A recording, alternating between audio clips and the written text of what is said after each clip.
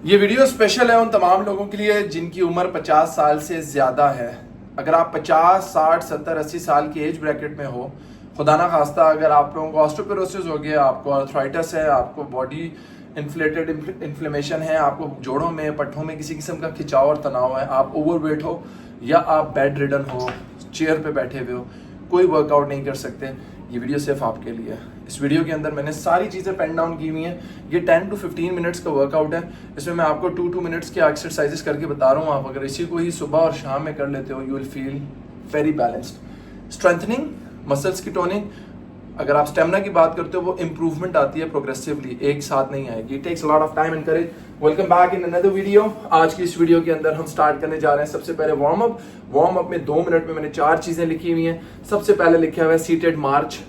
मैं नाम लूंगा, अम्मा से रिक्वेस्ट है कि अम्मा साथ साथ करें। मामा, जो लोग चल नहीं सकते, कुर्सी पे बैठे हुए हैं, वो कुर्सी पे बैठे हुए कैसे मार्च कर सकते हैं? सीटेड मार्च है भाई, आराम आराम से कर रहे हो। एक चीज का ध्यान रखना, जैसे एक फीमेल मेनोपॉज में जाती है 45, 50, 55 साल के बाद, तो उसके साथ उसके बॉडी चेंज हो रही होती है। फीमेल्स और मेल्स 50 साल के बाद हमारे बोन, टेंडेंट्स, लिगमेंट्स ये सब वीक हो जाते हैं। इनको स्ट्रॉन्ग करने के लिए स्ट्रेंथ ट्रेनिंग है। ये मूवमेंट करेंगे तो कल इस काबिल होंगे। वॉक करेंगे तो इस काबिल होंगे। एक्सरसाइज बॉडी वेट करें, बॉडी वेट एक्सरसाइज करेंगे तो इस काबिल होंगे कि जिम जाके स्ट्रेंथ ट्रेनिंग करें, या घर में resistance band, dumbbells, kettlebell या किसी भी रोलर्स के साथ आप अपनी मूवमेंट कर सकते हैं।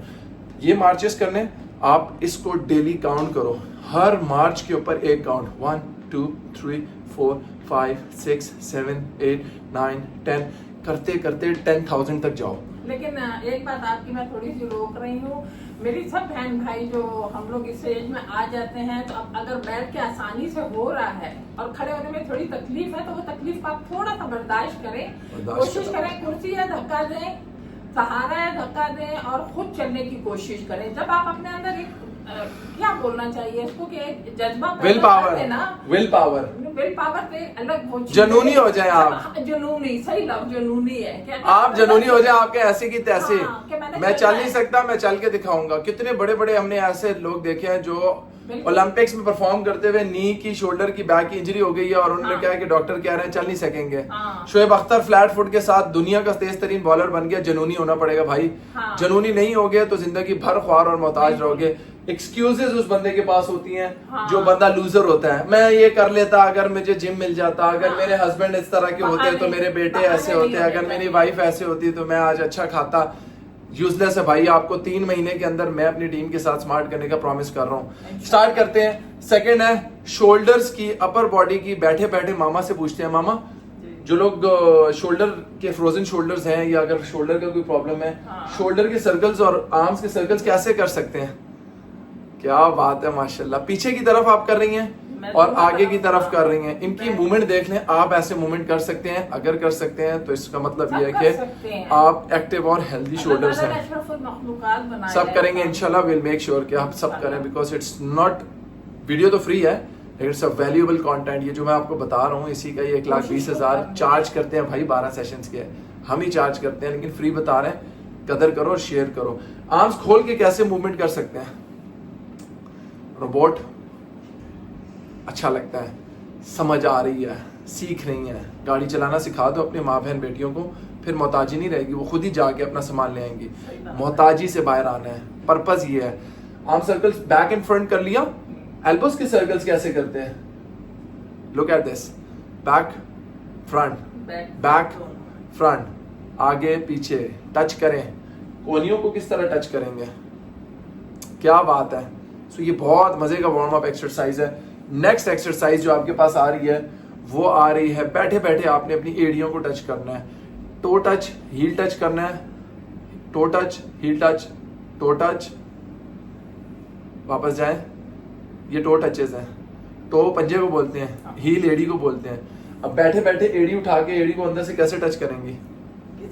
एड़ी को क्रॉस क्रॉस, एड़ी उठाएं, ये एड़ी उठाएं, ये हाँ आप खड़े होके करती हैं। लेकिन अब वही वाली बात है ना कि अब हम नहीं, मैं नहीं बोलूंगी। अल्लाह ताला नजर बद से, हम बूढ़े नहीं हैं, अल्लाह नजर बद से बचाए। हो गए, खैर कोई बात नहीं है भाई। कमजोर भी कोई नहीं है। एक पैच आता है, थके हुए हैं, आज हम सपोर्ट के बताएंगे। माशाल्लाह इतने बच्चे जो है ना पैदा करके फिर उनकी तरबियत करके बड़ा किया माशाल्लाह, अल्लाह इनको जिंदगी नेक्स्ट एक्सरसाइज में अम्मा आपके साथ हम लोग कर रहे हैं लेग्स के काफ रेजेस।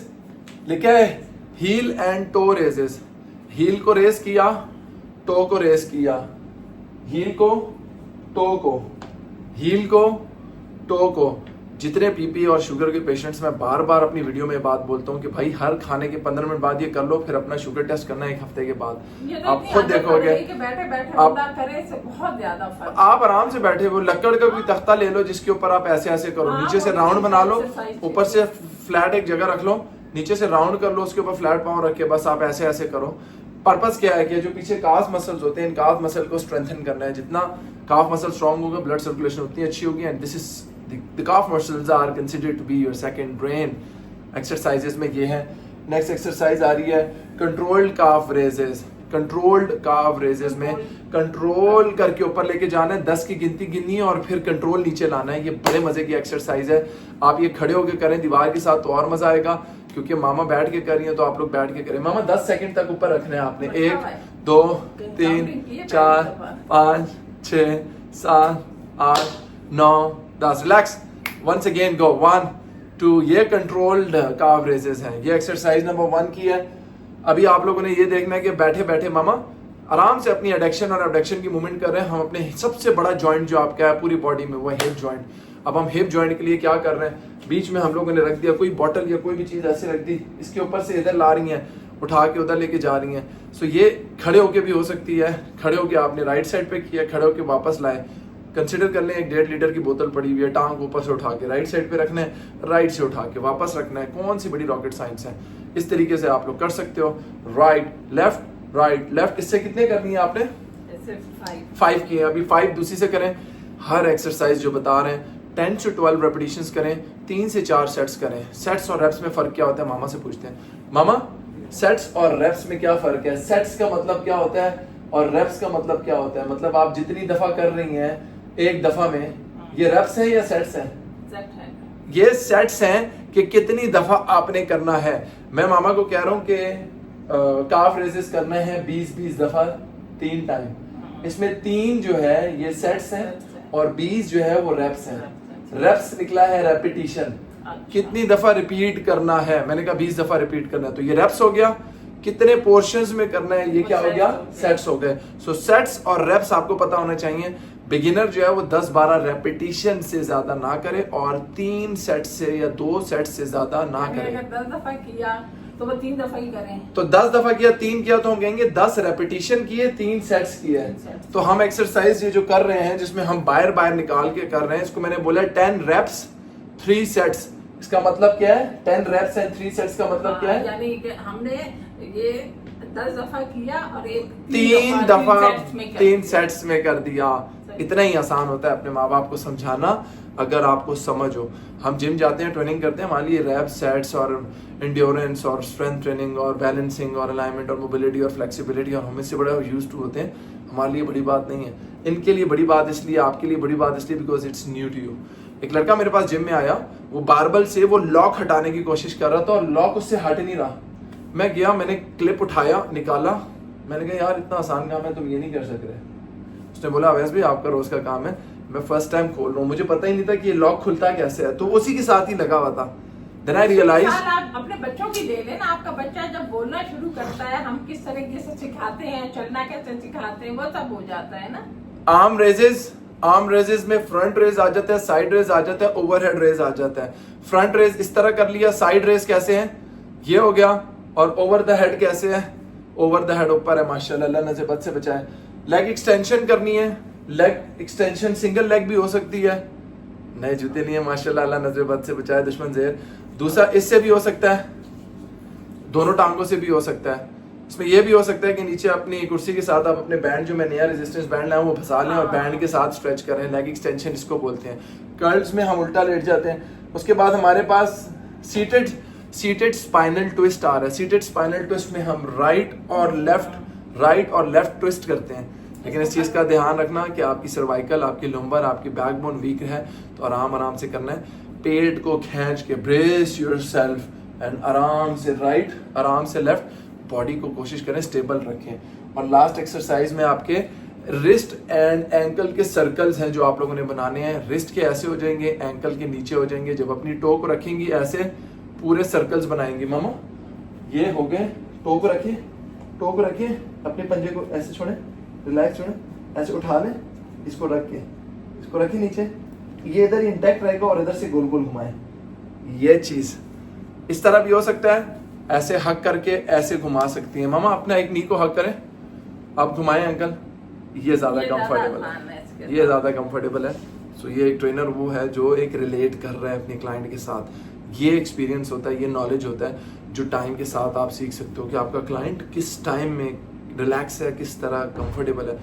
एक्सरसाइजेस आपके सामने आ गई हैं। लास्ट में कूल डाउन और स्ट्रेचेस के अंदर आ रहे हैं। मामा सबसे बेस्ट कूल डाउन जो है ना वो ब्रीदिंग है।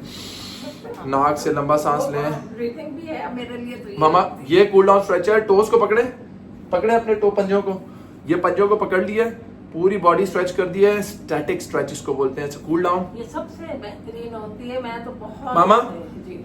अब आप ये देखें, ये करके देखें, होल्ड करके रखें। हर स्ट्रेच को 15-15-15 के काउंट पे रखना है। इसी के बाद ये कर लें,